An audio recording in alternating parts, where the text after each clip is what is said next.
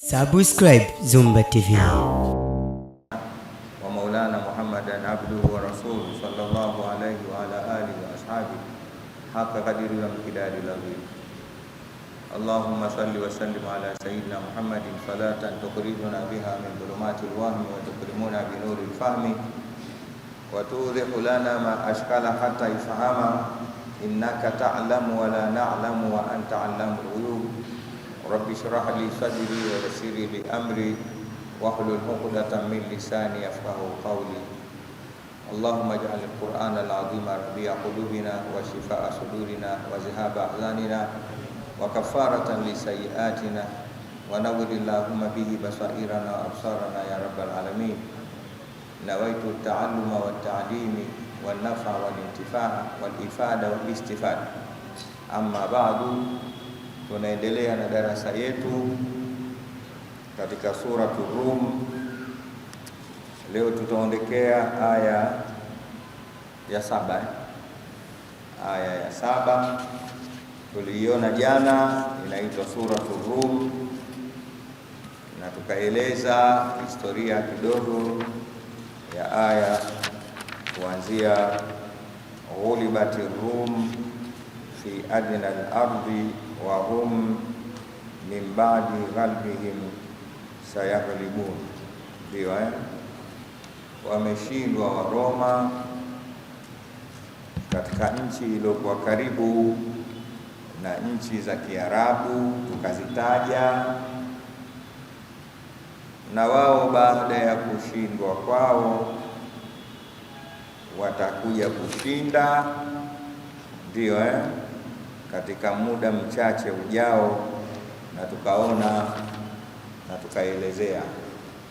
Kwa hiyo leo tunaondokea na awalam yatafakkaru fi anfusihim ma khalaqa Allahu samawati wal arda. Ni istifham ya inkari na taubihi hiyo kwa watu waliosoma balagha. Awalam yatafakkaru fi anfusihim, hivi hawajifikiri. Awalam yatafakkaru fi anfusihim, hivi hawajifikiri kuangalia ma khalaqa Allahu samawati wal ard, alichokiumba Mwenyezi Mungu katika mbingu na ardhini, wa ma bainahuma, na vilivyomo kati ya mbingu na ardhi, kwamba Mwenyezi Mungu hakuumba hayo illa bilhaqi, isipokuwa kwa haki. Hawajifikirii wakatizama kwamba Mwenyezi Mungu Subhanahu wa Ta'ala hakuumba mbingu na ardhi na vilivyomo kati ya mbingu na ardhi isipokuwa kwa haki, wa ajali musamma, na muda maalumu uliowekwa. Tutakuja kueleza Wa inna kathiran minan nasi, na hakika wengi katika watu, biliqai rabbihim lakafirun, ni wenye kukanusha mkutano wa kukutana na Mola wao. Watu wengi sana bado hawajakubali kwamba iko siku watakutana na Mola wao, kwa namna tunavyowaona wanavyoishi hapa ulimwenguni. Tutaeleza. Awalam yasiru fil ard, hawatembei duniani, fayandhuru, ili wapate kuona, kaifa kana akhibatu alladhina min qablihim, vipi ulikuwa mwisho wa wale waliokuwa kabla yao. Kanu, walikuwa hao waliokuwa kabla yao, ashadda minhum quwwa, ni wenye nguvu zaidi kuliko wao, wa atharu al-ardha, na wakailima ardhi, wa amaruha, na wakaistawisha ardhi, akthara mimma amaruha, zaidi walivyoistawisha wao hawa wa sasa.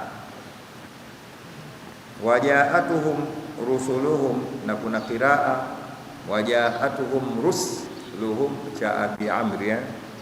Unaweza kusema wajaatuhum rusul kwa dhumma yasini, na wajaatuhum rus kwa sakini yasini. Wasomaji Qur'ani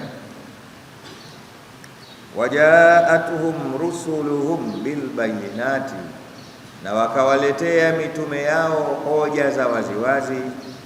Ya taadia tutaeleza. Fama kana Allahu liyadhlimahum, hakuwa Mwenyezi Mungu ni wenye kuwadhulumu, walakin kanu anfusahum yadhlimun, lakini walikuwa ni wenye kujidhulumu wenyewe. Thumma kana aqibata au thumma kana aqibatu, inategemea misafu imeandikwa aqibata au aqibatu, aqibata, basi unaweza kusema wakana aqibatu kama tutakavyoeleza. Thumma kana aqibata alladhina asau su'a, kisha ukawa mwisho wale waliofanya ubaya, ankadhabu biayati llah, kuzikadhibisha aya za Mungu, wakanu biha yastahziuna, na wakawa kwa aya hizo ni wenye kuzicheza shere. Tutasoma mpaka hapo tu kwa sababu ya wakati, na leo kuna mvua. Jana tunaanza kusoma na kueleza sasa, tuwe makini. Tulisoma kisa katika mwanzo wa sura yetu ya kushindwa kwa taifa la Waroma, kushindwa na wale Waajemi, yani Wafursi. Kama tulivyoona, Waroma ni ahlul kitab. Tukisema ahlul kitab tunamaanisha ni watu walioamini kitabu cha Injili kilicholetwa kikamfikia Nabii Allah Isa ibn Maryam, Manaswara. Wao waliamini kitabu cha Injili kama Mayahudi walivyoamini Taurati. Kwa hiyo ikisema ahlul kitab wanakusudiwa hawa Mayahudi na Manaswara, na wengine wakawatia na watu wa Nabii Allah Daudi, kwa sababu wao waliamini kitabu kinaitwa Zaburi. Vitabu kutoka mbinguni vilivyokuja ni vingapi? 4 tu: At-Taurat wal Injil wal Zabur wal Furqan au wal Qur'an au At-Tibyan. Qur'ani na majina mengi Unaweza kuita Tibyanu, unaweza kuita Furqan, unaweza kuita Burhan, unaweza kuita Qur'an na kuendelea. Kwa vitabu vilivyokuja ni vingapi? 4. Nabii Allah Musa alayhi salam aliteremshiwa Taurati.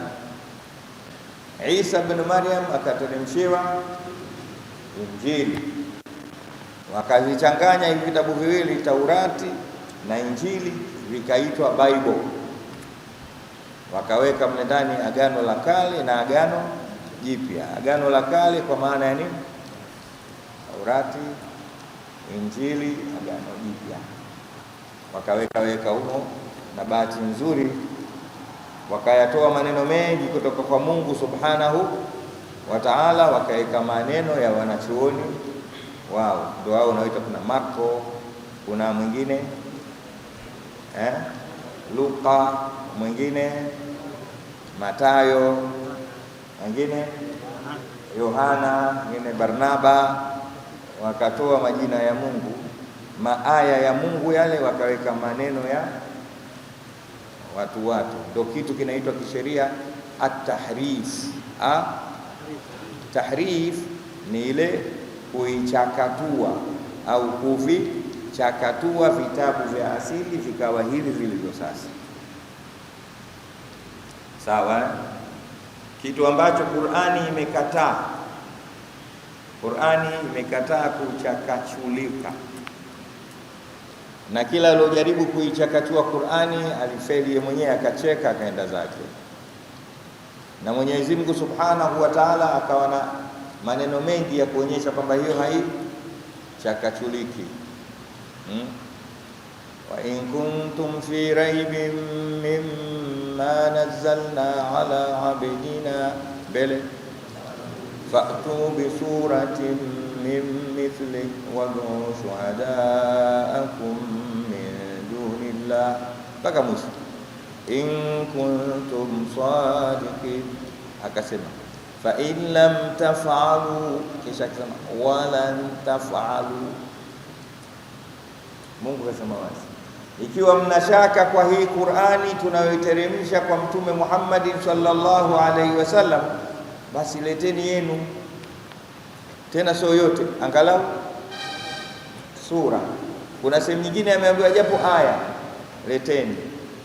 Akasema fa in lam tafalu walan tafalu, msipofanya na kamwe hamtofanya, msipofanya na kamwe hakuna mtakayeweza kufanya. Akaambia fattaqun nara allati waquduha an-nasu wal hijara uiddat lil kafirin, ogopeni moto bwana. Kwa hiyo Qur'ani imekataa. Sisi tunaotembea tembea katika miji tofauti tunashangaa, kila unapokwenda alhamdu inabaki alhamdu ile ile. Ndani ya miaka sasa mingapi? Karne 10 na karne ngapi sasa?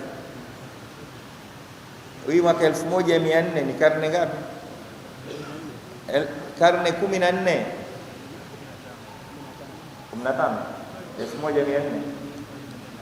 1447 tushaingia, so mchezo. Hata kwa karne 10 tu ndani ya Qur'ani hakuna zilipendwa kwamba aya hii ya zamani kila siku inna a'tainaka al-kautsar hii zilipendwa, hii tulete inna nyingine ya mpya. Yani inabaki inna a'tainaka, kila ukisikia utadhani inashuka sasa. Cha ajabu inna a'tainaka hiyo ndio hiyo kila sehemu. Ukienda China, si wale wanasema Kichina hawana ya inna a'tainaka, wanabaki hiyo inna a'tainaka. Tunao ndugu zetu wakina Mursalina hawa Warangi lugha yao ina re nyingi, lakini yani ukitaka kujua Kirangi kwanza hifadhi re, lakini inabaki inna a'tainaka ile. Sawa, Qur'ani imekataa. Mwenyezi Mungu kasema inna nahnu nazzalna dhikra wa inna lahu, sisi tunaiteremsha Qur'ani. Adhikru hapa ni katika majina ya Qur'ani, moja katika majina ya Qur'ani nini? Adhikru, an-nur, al-kitab. Sasa sisi tunaiteremsha Qur'ani wa inna lahu lahafidhun, na sisi tutaihifadhi, na sisi kwa hiyo Mungu ameiteremsha Qur'ani na amehifadhi. Usijifi. Tena leo niwaambie kitu kizuri kidogo. Sisi kikubwa tunachotakiwa tuisome Qur'ani, tuijue, kisha tuitumie. Tufanye tuitumie. Juhudi zetu sisi ziwe katika kuisoma Qur'ani na kuijua vizuri na kuitumia. Habari ya kuhifadhi mwachie mwenyewe Mungu,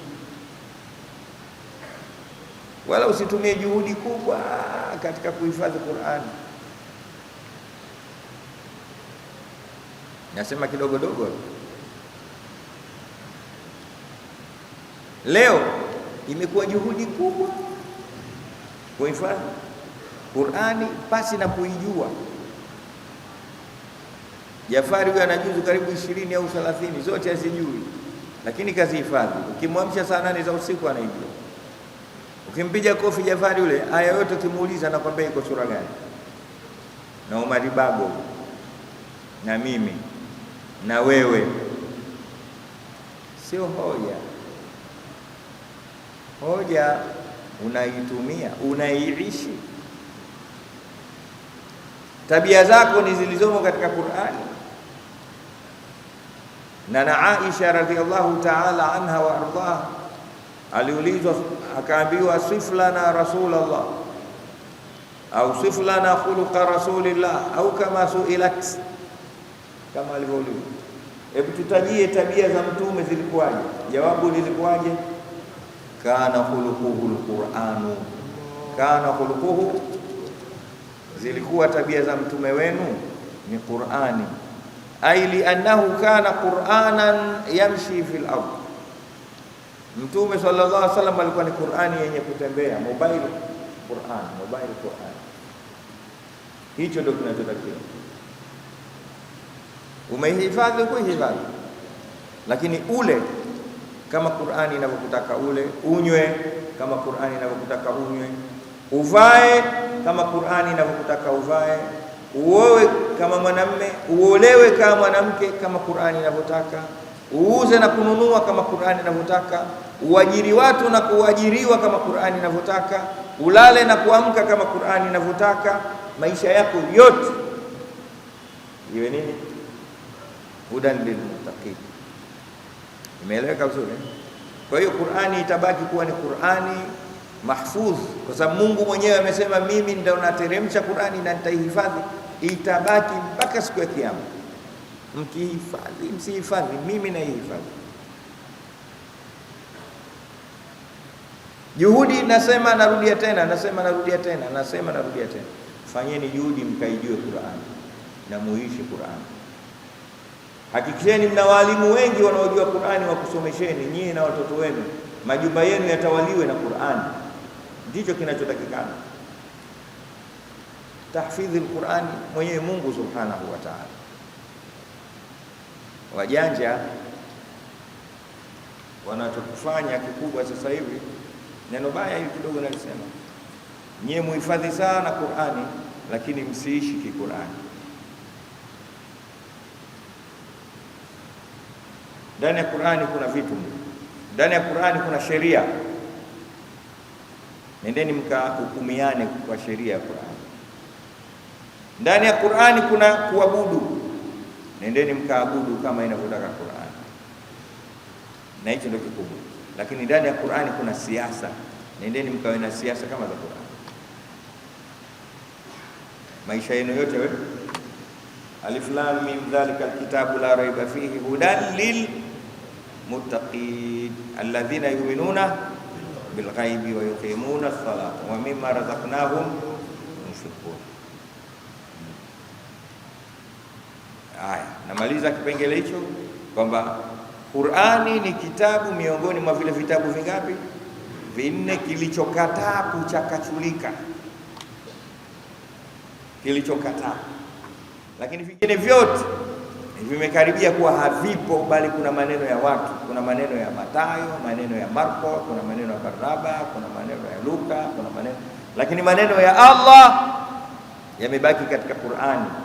Wakitaka mkitaka, wakikataa mkikataa, ndio hivyo hivyo.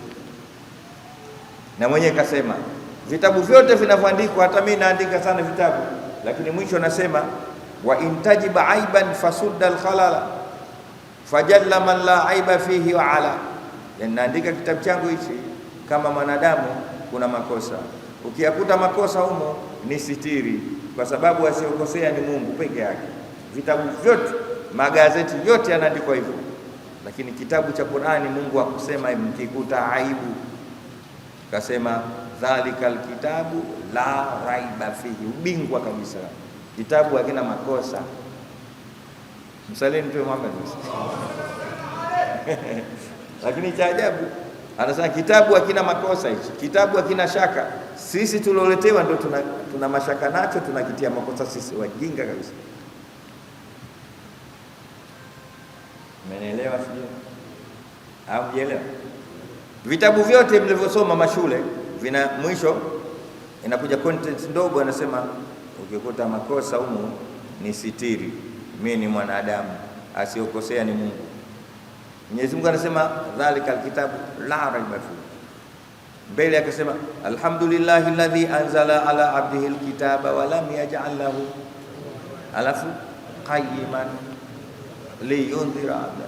Sasa alhamdulillahi alladhi anzala ala abdihi alkitaba wa lam yaj'al lahu, yani ameteremsha kitabu Mungu akina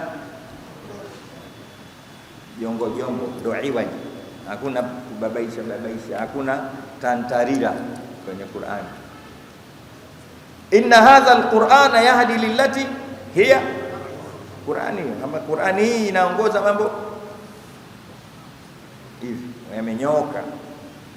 Vitabu vingi unaweza kusoma vitabu vya mtunzi mmoja, huko anaandika huko anajipinga.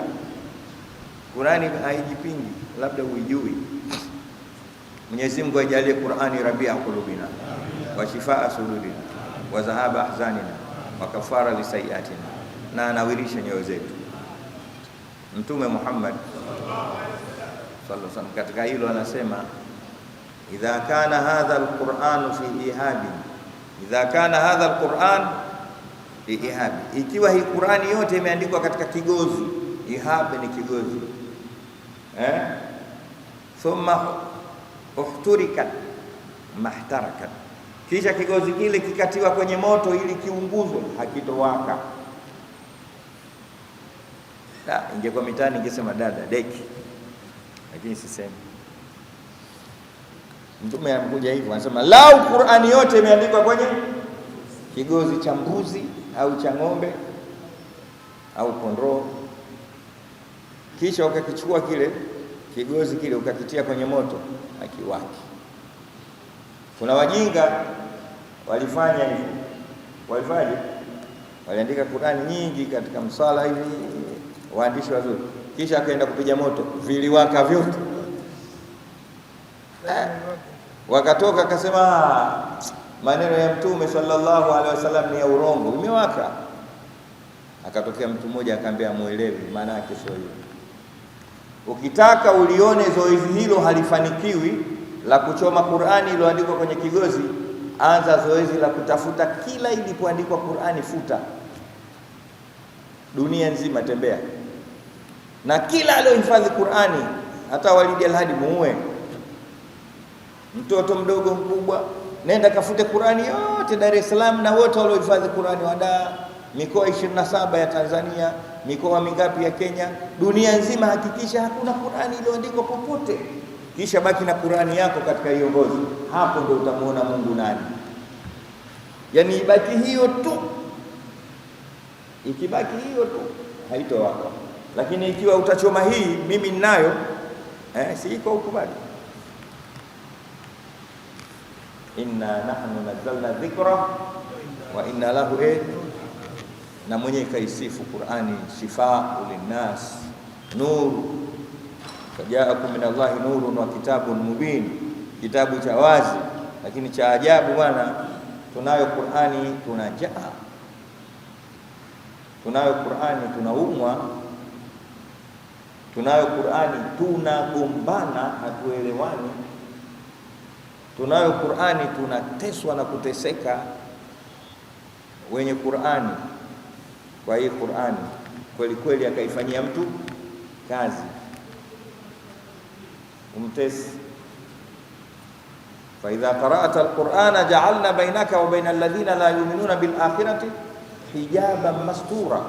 Anasema ukisoma Qur'ani hivyo ilivyo, hivyo itakiwavyo, tunakuweka kati yako wewe, tunaweka kati yako wewe na wasioamini na maadui zako hijaban mastura, pazia lenye kustiriwa. Mtu wa Qur'ani mfanyi kitu. Mwenyezi Mungu na sisi abjalie katika hapo. Hiyo inachotakiwa tuisome Qur'ani na kuifanyia kazi. Sawa? Sasa jana tuliona hicho kitu kwamba kuna watu wanaitwa ahlul kitab, nao ni hawa Warumi waliopambana na Majusi. Majusi sio ahlul kitab, ni taifa ambalo lilikuwa haliabudu Mungu, linaabudu nuru, linaabudu mwangaza. Tukatoa mfano hata hii taa, akija hapo Majusi anaisujudia ile. Hata tochi akiona kibatari kamaona Mungu, wewe sema alhamdulillah. Wewe ingekuwa saizi unaabudu vipi? Maana hata sigara usingevuta, ungeacha sigara moto unaanza kuabudu ule moto wa sigara.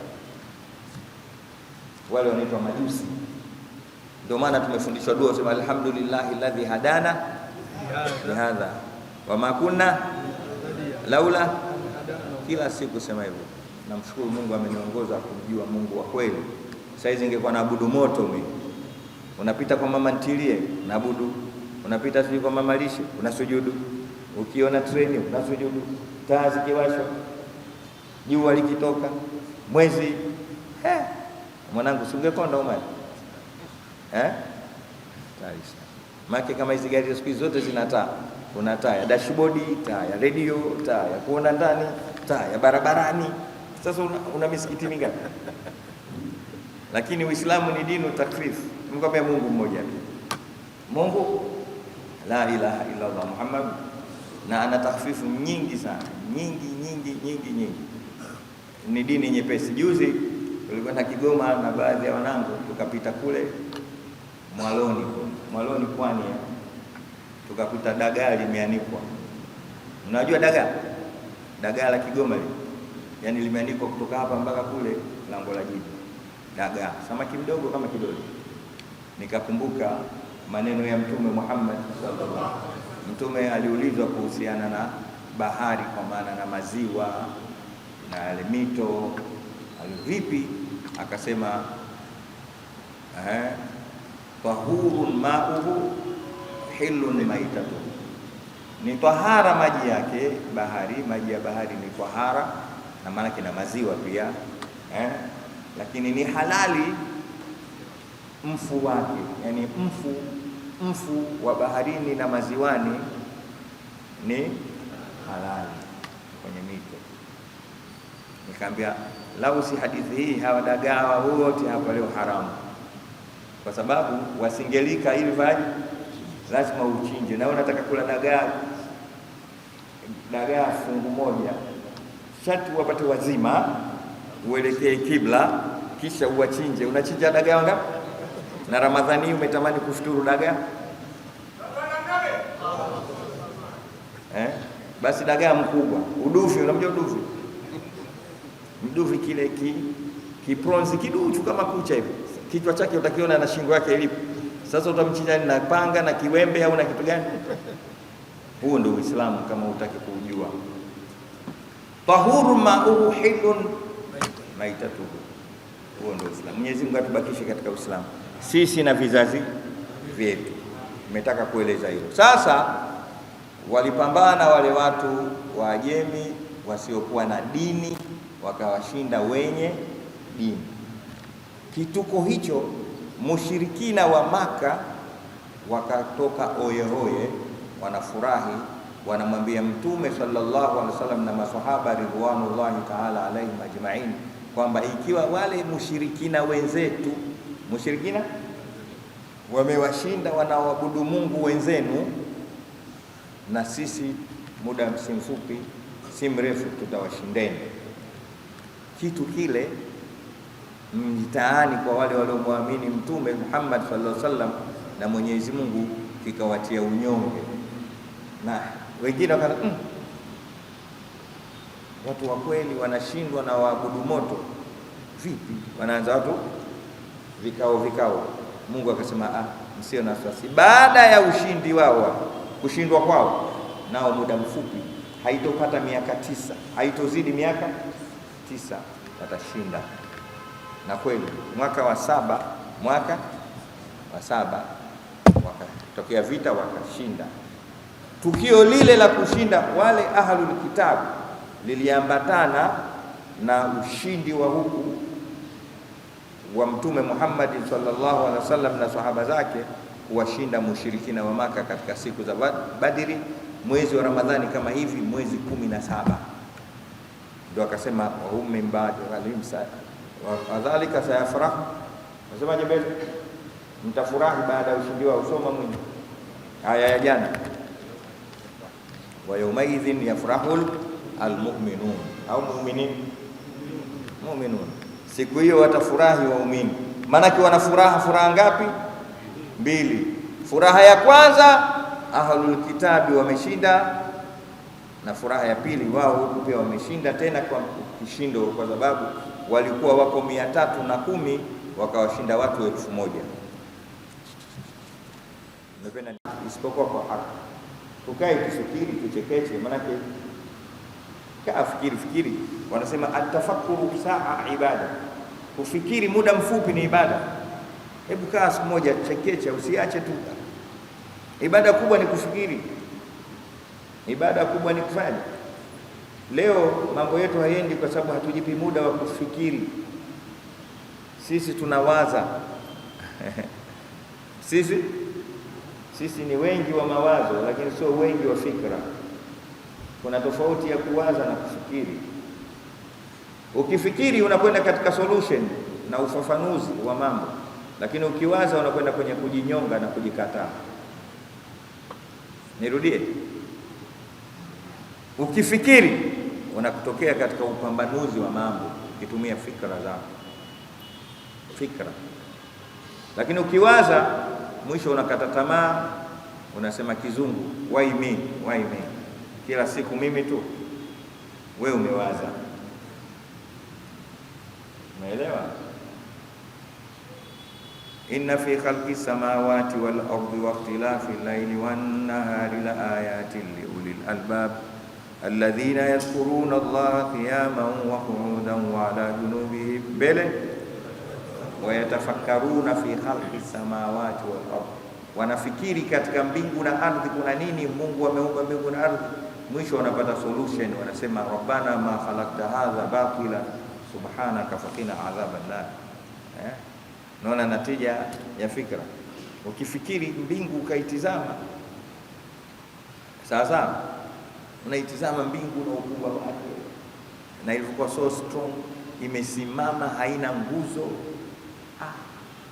haina mpasuko. Tabarakalladhi biyadihi almulku wa huwa ala kulli shay'in alladhi khalaqa almauta liyabluwakum ayyukum wa huwa al-azizul mbele alladhi khalaqa sab'a samawatin tibaqa, ameumba mbingu 7 zimebebana tibaqa. Alladhi khalaqa sab'a samawatin tibaqa. Unaona hii mbingu hii ya mwisho hii, kuna juu ziko 6, na kati ya mbingu kwenda mbingu nyingine ule uwazi ni mwendo wa miaka milioni 70 na kitu. Na mark ya mbingu kutoka hapa unapoiona mpaka hapo itakapoishia mwendo wa miaka milioni 70. Unafikiri kama hii rufi yako? Alladhi khalaqa sab'a samawatin tibaqa, zimebebana. Ma tara fi khalqi arrahmani min tafawut, tangu ilivyoumba huoni tofauti. Farji'il basara hal tara min futur, rudisha kutizama, je utaona mpasuko? Leo mmepiga rangi hapa, ilikuwa ishaoza hiyo rufu, hiyo ina miaka mingapi tu, lakini ishaoza.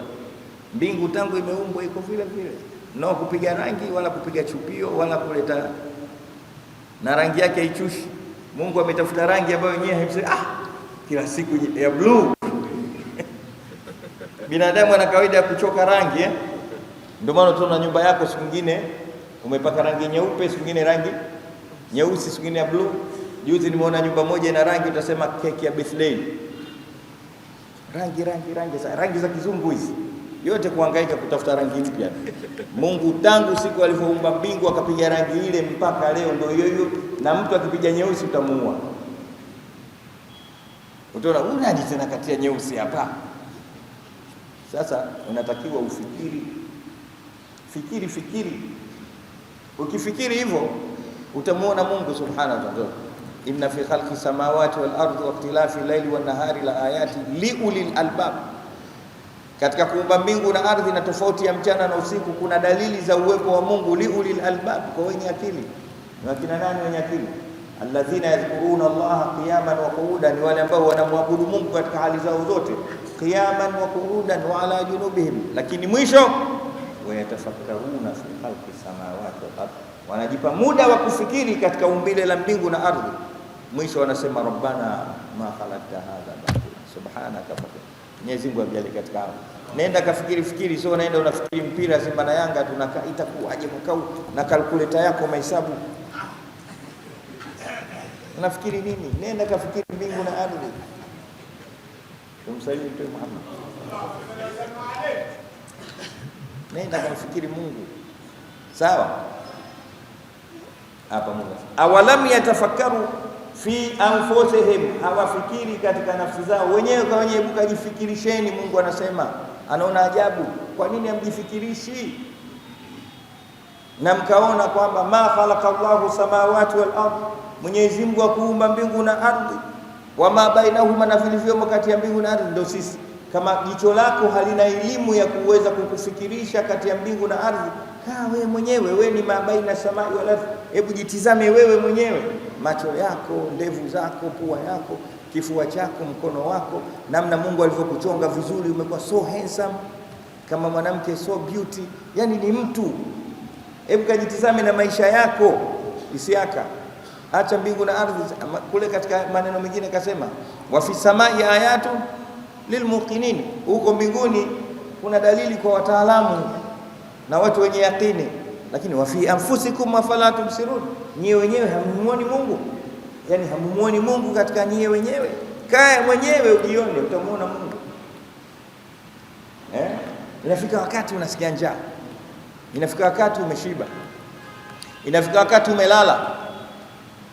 Hebu jitazame hapo ulivyokaa namna hiyo. Mungu muone hapo, yani umejitight hivi, yani hiyo ni stage ya kujipiga jeki, wendi huku wala huku. Mungu huyo Allah ndio wa fi anfusikum, ndio wama bainahuma. Jitizame na wewe, jitizame. Ipi haichaniki,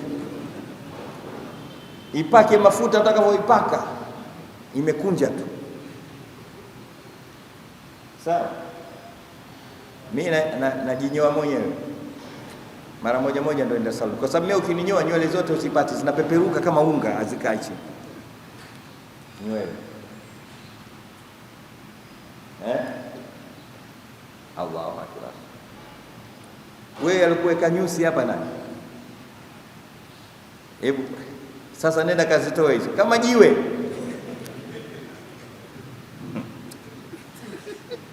Hiyo ndio mabainahuma, ndio wa mabainahuma. Awalam yatafakkaru fi anfusihim wa ma khalaqa Allahu fi samawati wal ardi wa ma bainahuma. Kajitizame wewe wakati wewe uko baina samai wal ardi. Lakini nenda katizame mengine alikuwa kati ya ardhi. Mwenyezi Mungu atujalie fikra ndogo. Nazungumzia fikra kwa ukali kidogo, kwa sababu leo vita inayotumika sio vita tena ya silaha, sio vita ya nini, ya silaha kuuangusha Uislamu na maadili ya Kiislamu, bali inatafutwa fikra. Vita iliyokuwepo leo inaitwa al-ghazwu al-fikri, vita vya kifikri. Bora mtu akupige risasi kuliko akakupiga kutumia fikra yako, akakubabaisha, akakugeuza. Kuna watu wengi leo wamegeuzwa fikra zao. Nafikiri vizuri, nafikiri vizuri kabisa. Hata ukimfikirisha ndio ushampata, kimegeuzwa kila kitu. Masahaba wa Mtume Muhammad sallallahu alaihi wasallam walikuwa wana uradi na wajibu wa kuitana mara kwa mara juu ya kufikiri. Ambia taalu natafakkaru sa'atan, taalu natafakar, jamani njooni tupate muda wa kufikiri japo kidogo. Wanahudhurisha jambo fulani la kijamii, kisha wanakaa wanachangia fikra juu ya lile, fikra salim, alfikru mustaqim, wanapata kitu wanakwenda. Na ndio maana dini ikafika mpaka leo. Dini hii imefika huku kwa sababu ya fikra za kisahaba. Hawakuwa na kompyuta, hawakuwa na simu, hawakuwa na ndege, hawakuwa na wino, hawakuwa na chochote, lakini walikuwa wana afkaru mustaqima. Vipi sasa wapeleke dini huku? Wakafikiri vyema, dini ikafikia. Leo sisi wenye fikra mgando tumeletewa kitu kinaitwa smartphone. Nini? Inaitwa simu janja. Simu janja ndio smartphone. Kwa hiyo sisi wote tumeshindwa ujanja na simu. Mtizameni, msiogope. Wote sisi tumeshindwa ujanja na simu zetu. Fikra zetu zote leo zipo kwenye simu. Mtu akiamka asubuhi baada ya kushika Qur'ani ili aifikiri leo Tundu Lissu vipi leo? Tundu Lissu yeye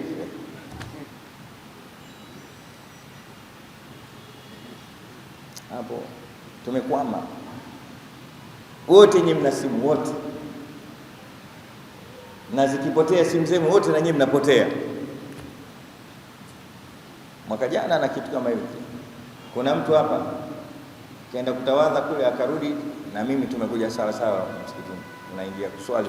Mursalina kishaanza kuswalisha sura ya pili, sura ya tatu, na mimi na yule mwenzangu tumeingia pamoja, tunatoka kutawadha, tunapiga takbiratul ihram, Allahu akbar, na yeye kapiga yule mwenzangu.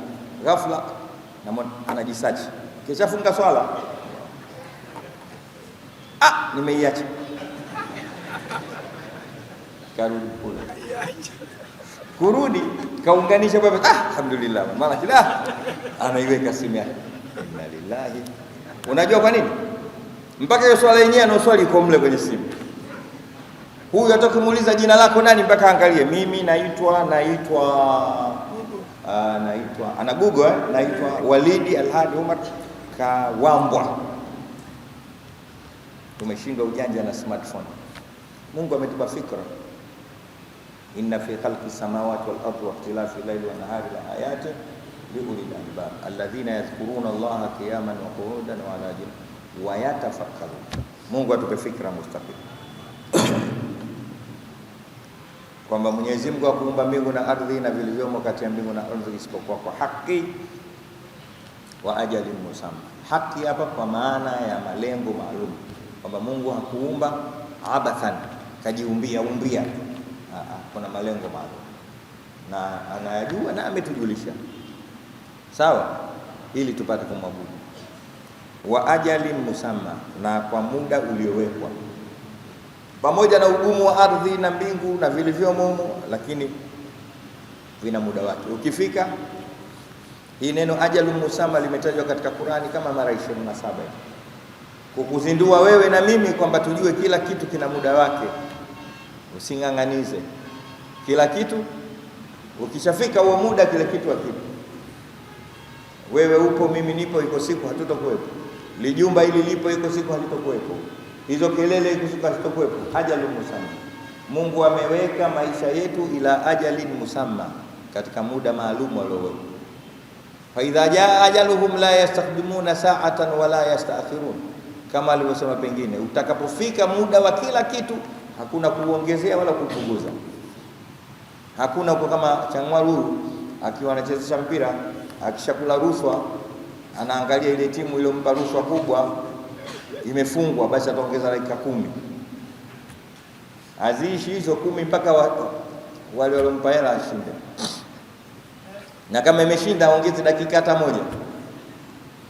Mungu hana hivyo, kapanga kila kitu na muda wake. Muda wako ukifika uongezewe hata sekunde moja, na huwezi kufa ikapunguzwa sekunde hata moja. Kwa hiyo hakuna ziada wala nuksani katika muda. Tumeelewana jamani? Hata ukisikia mtu kafa kwa kuuliwa, muda wake ulifika, ile ni sababu tu. Nini unachokisoma hapo? Nenda katumie muda wako vizuri, usipoteze muda wako katika mambo yako. Leo balaa tulokuwa nalo, tunapoteza muda. Yaani kitu ambacho kwa sisi hatukithamini ni muda. Hatuthamini muda kabisa. Kitu ambacho mimi kinaniuma sana, kinaniudhi kupita kiasi. Unaidiana na mtu njoo saa 2:30, anakuja saa 3:30. Tutakaa hapa tunasoma darasa yetu mpaka saa 11:30, tutasoma mpaka saa 12. Hakuna. Usiuchezee muda wako na wala usichezee muda wa wenzio, kwa sababu hakuna badili ya muda. Hakuna jamani, hakuna badala ya muda.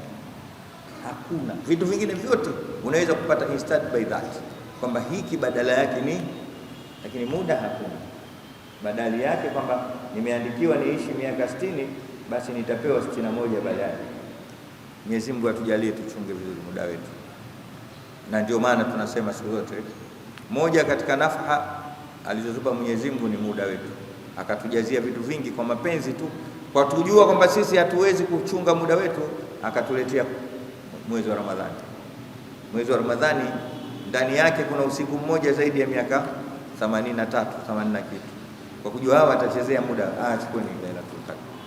Na vile vile Lailatul Qadr yenyewe hatuitumii, kaificha. Sisi tunangoja 27, kumbe jana.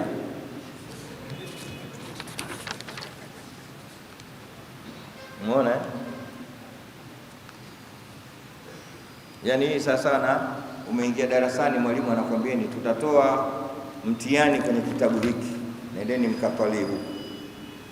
Tena kwenye kitabu hiki hizi karatasi 10 za mwisho, maswali yatatoka.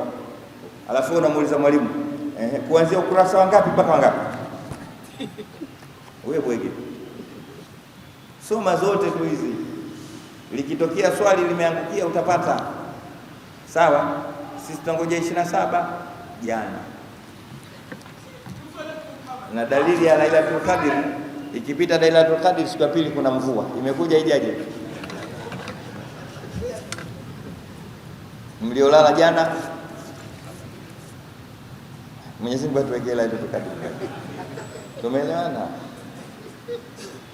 Haya, tunamaliza wa inna kathiran minan nasi biliqa'i rabbihim lakafirun, na hakika wengi katika watu ni wenye kukanusha mkutano na Mola wao. Jamani, tutakuwa na mkutano na Mungu, tutakuwa na mkutano na, manake tutakutana na Mola wetu iwe itakavyokuwa. Mwisho wa siku sisi tutakutana na Mwenyezi Mungu kwa ajili ya kutuuliza na kutuhukumu. Mbaya sana hiyo, tunasahau. Sasa wa inna kathiran minan nas, watu wengi wachache sana ndio wanahakikisha kwamba iko siku tutakutana na Mola. Na ukitaka kumjua anayekubali kwamba iko siku atakutana na Mola wake, si mwingine ni yule ambaye kwamba anaishi kwa vile anavyotaka Mwenyezi Mungu Subhanahu wa Ta'ala. Anavifanya vyote ambavyo Mungu anavitaka na anaviepuka vile vyote ambavyo Mwenyezi Mungu havitaki. Kuswali, anaswali kila siku anaswali, hangojei Ramadhani mpaka Ramadhani, kila siku, kwa sababu Mungu anamtaka mtu aswali masaa 24 ndani ya umri wake wote. Kwa mwaka mmoja apate swala 1800, swala 1800. Uhakikisha umeswali swala za faradhi 1800 ndani ya miezi 12. Tena huo ni ule mwaka mfupi. Mwaka mrefu ni swala 1825. Usipofanya hivyo, wa inna kathira minan nasi biliqa'i rabbihim lakadhibun.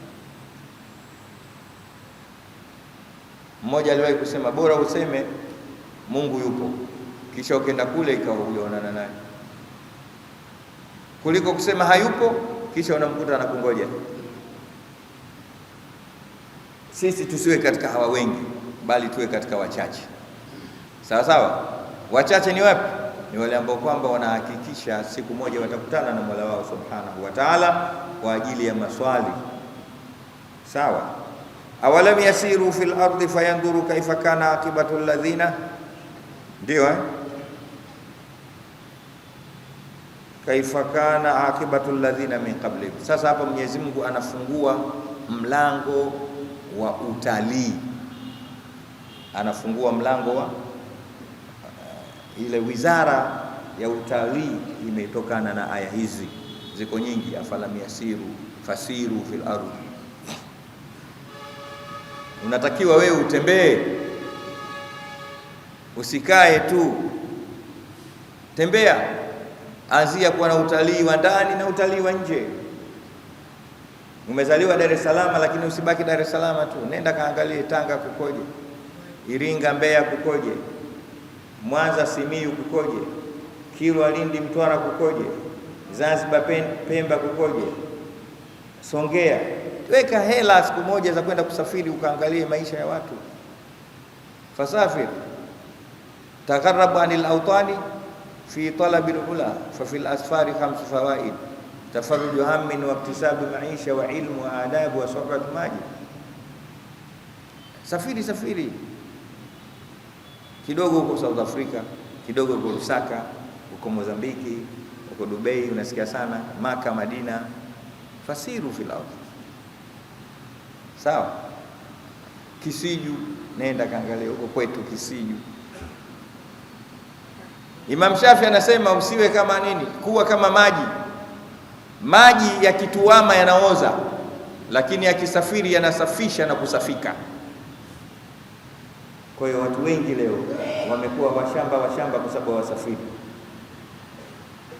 Moja katika asbabu za ushamba ni kutosafiri.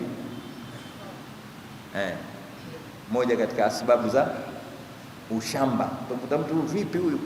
Yaani akili yake ifunguki, hajasafiri. Yaani Kariakoo Magomeni, Kariakoo Magomeni. Nenda kaangalie watu wanaishi vipi huku Simiyu, ukaone watu lugha zake. Imam Shafi anasema safiri, katika kusafiri kuna faida 5. Ya kwanza tafarruju ham, kuondosha stress, waktisabu maisha, kuchuma, wa ilmu, na kusoma, wa adab, na kuona culture za watu, wa suhbatu majid, na utapata marafiki. Una rafiki Dubai, South Africa, Mozambiki, Omani. Tuseme ni inshallah. Uwezi ukajikuta umesafiri kama hujaweka mpango wa kusafiri. Jambo hili wanafanya wazungu. Mzungu tangu kazaliwa baba yake anamwekea akaunti yake ya safari, na ndio maana tunaona kila siku anakuja ile akaunti imewekwa siku nyingi. Na wewe mwekee mtoto wako akaunti ya safari. Siku moja nikutana na nani jina tumekutana baharini Mafia huko. Nikamwambia unafanya nini? Akasema mimi nakaa huko siku hizi. Nilikupenda sana siku hiyo, kuliko kukaa tu hapa kichangani unakaa hapa unakuwa na akili mgando. Sasa hivi wapi? Umerudi. Uondoke tena nyumbani, lakini unaondoka. Unatoka unarudi, unatoka. Zuru hibban tazdadu hubban abaya. Nenda rudi, watu watakupenda. Ukikaa tu moja kwa moja ukiwakalia watu wanakuchoka. Sasa huyu babu naye vipi afi? Lakini nenda wakumisi. Misi kwa kweli. Watu wakumisi kila siku kitokea na ndevu zako. Watu wakumisi kidogo. Utaki kumisi. Uislamu bwana dini nzuri sana. Toka. Sasa Mwenyezi Mungu anafungua mlango wa utafiti na utalii. Anasemaje? Awalam yasiru fil ardh, hawasafiri duniani. Al-ardh bi maana yaji, wasafiri duniani. Sawa, lakini hapa kusafiri kwa malengo.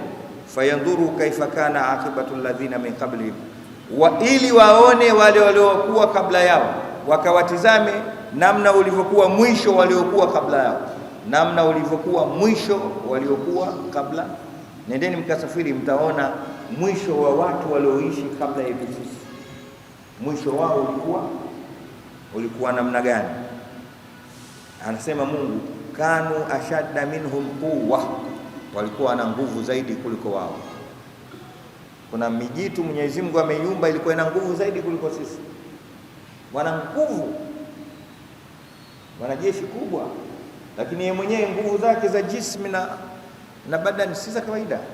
Watu zamani wamejenga, hawakuhitajia winch na clean wala matoroli.